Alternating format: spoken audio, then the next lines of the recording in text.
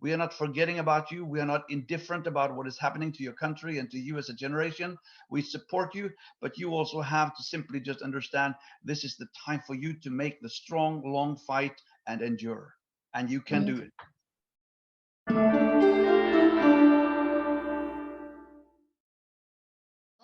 So could you please introduce yourself? Yes. Hello, everyone. I'm glad to be here and to see you. My name is Øystein Åsen, and I live in Norway. I am a Norwegian citizen, and I live very close to the Aung San Suu Kyi Park, Norway here. And also, I am a member of the board, the secretary of the board at the Aung San Suu Kyi Park. So, such a blessing to see you all. So I would like to know when is the Aung San Suu Kyi Park? When did it start Yeah, with? we had the launch or the opening of the park back in 2016, and actually on the 19th of June, which is her birthday. So that was the opening date. Uh, may I know what is the vision of the park? The vision of the park is clearly to support democracy and equality and freedom and peace. First of all, of course, in Myanmar, but also generally all around the world. That's Yeah. why we chose, to call it the Aung San Suu Kyi Park, because she has been a representative for those values for all the years, as long back as we remember, and all the years that she spent in confinement also, she kept on to those values. So we think it's a good thing to call the park with her name. Okay. So I understand the park will be from the represent the friendship between Norway and Myanmar. So how do you think about the current political situation in Myanmar now? Of course, what happened the night before February the 1st was a shock to all of us. And we are in a way speechless first, because we didn't think it would happen. We had the joy, the whole executive committee or the board here, we had the joy of visiting Aung San Suu Kyi personally back in 2019. So then, less than a year and a half after that, she was taken into custody and confinement again, and the generals and the military took over. So, what has happened the past 4 months is just devastating and very sad. But of course, this time around, we believe that things are still different from the previous times with military rule, because now this is the age of social media and this is the age of globalism. So everything happening inside the countries will seep out to people around. And we see that the resistance movement is strong. I just read yesterday that the schools are open, but there is almost no students. So Yes. we believe, that the people's power will really overcome all this trouble. That's our belief, and that's our hope and prayer. So how do you think about as you say, the current situation? Some of the school are open, but there's no student, and mostly the university also. Some university want to be open, and how do you want to say for the rest of the university student in Myanmar because they feel like they have no chance to study in this time. So how do you think about the like a young student, like a university student? How do you encourage them? I think we need to encourage everyone now in Mm. Myanmar, also the students, that this is a time of enduring. This is a time of patience, because this is really a fight for the life and the future of the nation. So even if students can now not study as they planned, we just need to see that this is actually a war situation. And in our country, also here in Norway, we had 5 years of war back in time. That's before my birth, but my mother experienced that time. And that's just, an exceptional situation. And my encouragement to the students is, that just understand the big picture. If your studies are delayed half a year, even 1 year, or more, so this is so much bigger than that. This is all about your country's future, your own future. If you have children, it's your children's future. So I mean, we just have to endure. We have to make ourselves strong and very long sighted, in our view of what is happening. That's what I can say. Be patient, be strong, believe in your future. I would like to ask about the Aung San Suu Kyi. So, uh, does how Norwegian like the Aung San Suu Kyi or not? May I know the suggestion? Yeah, the park is turning 5 years this coming 19th of June. So it's really a quite young park. Mhm. And to be honest, we have also faced a lot of problems with, for example, our Facebook page. It was been hacked, because of, yeah, there are people who don't like our vision. So we can say that we received a lot of followers and a lot of recognition when we first launched the park. And then the past years, we have had that trouble with, losing out a lot of things that we posted. And in Norway itself, of course, we have a lot of people from Burma living here, but still they are like a minority, and Norway is a part of the international community. So we have a lot of people from many nations. So when you ask about the Norwegians in general, and it comes to Aung San Suu Kyi Park, I have to be honest and say a lot of people don't know about it.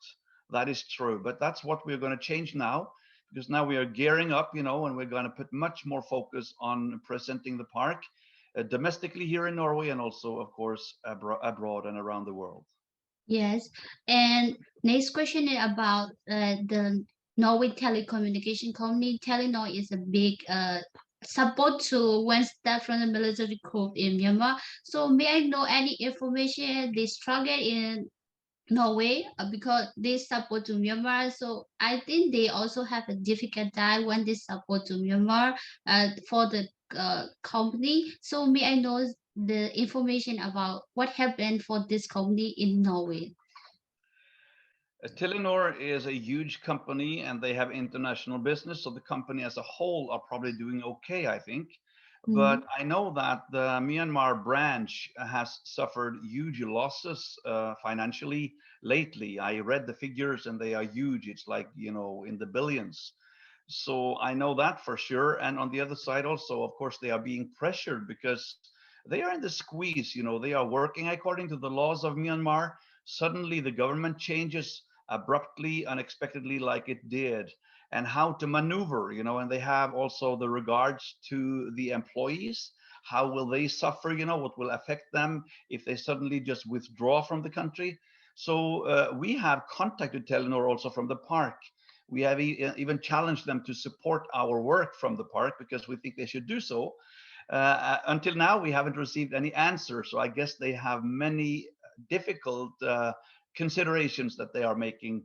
I hope that they will stay true to the principles of democracy and freedom, whatever they do. I would like to know it will be legitimated for NUG and NUG government, our legitimated government. Well, first of all, I'm not the Prime Minister of Norway. Yeah. It's like I would uh, like to know your yeah, like my yes. Mm, opinion, my mm, opinion. Well, honestly, and I always like to be honest with people. So I think that what Norway will be doing, even though we have a strong voice in the international community, so we see that Norway is almost always also coordinating with the rest of Europe, like the EU. We are not a part of the EU, but Norway is still so integrated with the European countries that normally our like Secretary of State or Prime Minister will not make any move like that unless it's also coordinated with the entire EU. So I think they are still pondering how to do that, because they have a lot of considerations that we don't even know and understand, and we should, in a way, respect that because it's of course very easy for activists to just say do this and do not do that. But these are the people dealing with the everyday politics, and all the consequences. So I think what we need to do is to keep the pressure up on them. And I believe that what the NUG are doing and the whole movement of civil disobedience and all these things is that they are just generating now a momentum that the international society has to pay attention to. But it's not a quick fix. This is not a quick fix because this has been going on with the military rule in Myanmar for so many years. So they have this power grip and the force, and the international community needs to move wisely, and they need to make sure that the steps they make are not counterproductive, that they just hit back at them. So I cannot say much more than that because I'm not into those circles, like what the politicians think. I hope, and we try from our side to keep the pressure up in the way that we are in contact with politicians and we have the events at our park.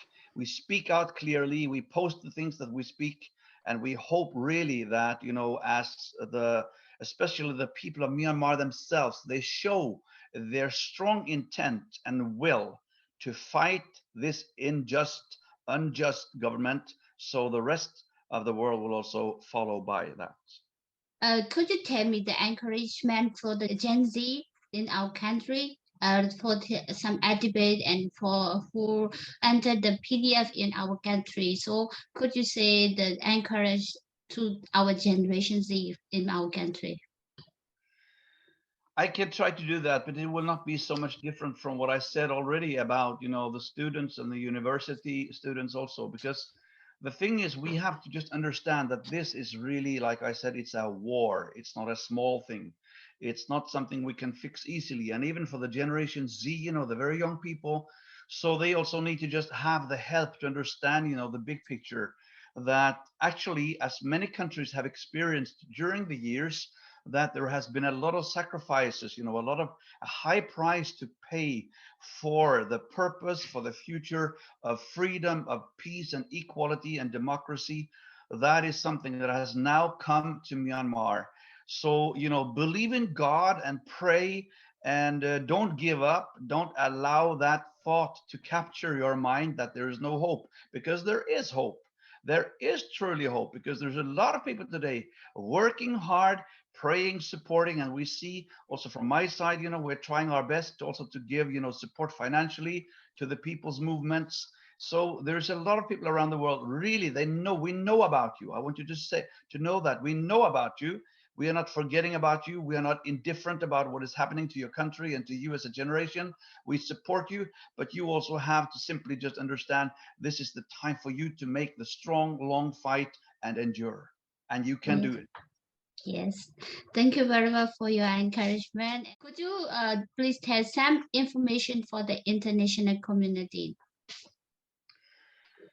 Yeah, clearly, the people of Myanmar elected a party and a leader to be their leaders for the coming years. And the leader was Aung San Suu Kyi, Aung San Suu Kyi personally, no doubt. And that has been confirmed by the Electoral Commission or committee, and everybody knows that. So what has happened is totally illegal. It's totally unacceptable, and we should never, give in to that or accept it at all. And I think everyone around the world knows this. So the people playing with the numbers down there and playing, about this. Like cheating in the election and all that, that's just a game of their own. There's no credibility at all. So we need to just stick to the truth and continue to pursue, the true things, which is that the NLD, they won the election with a landslide, and they are really entitled to be the ones in the lead of the country, and we will work for that with every means we have. Yeah, maybe the most encouraging words I can say to you is that, to me, you as a people, the people of Myanmar, you are not only a people in the world, but to me personally, you are people that I love so, so much. And I have so many Burmese friends here in Norway. Many of them are my closest friends, like Salai John Mang, the chairman of the park here, and his family. They have been our friends since 2003, and many, many more. So it's a personal thing for me, really. It's a very personal thing. I love you people. I've been to your country several times. I visited, Kotong, the Salon Islands, and many places, Kachin State, many areas of your country already. And I love you. And, we pray for you. I'm a Christian, so I pray for your country every day. We pray for our friends. We pray for our enemies also, because everyone, we believe so that every human being, whether they are good or bad, so they are still created in God's image, So we pray, we don't hate, but we fight for the truth. While we are loving and not hating, but praying, we do that. And we will continue to do that as long as there's breath in us. Thank you. Mingalaba, Jesu Dimbare. Yes, so shall we pack with three finger salute, and we say the Yedobo Aoyami, and we finish this. So with the three finger, and can you, yes, Yedobo Aoyami. Yedobo Angjam. Aoyami. Thank you very much. Yes, thank you very much. I need to practice. Yeah.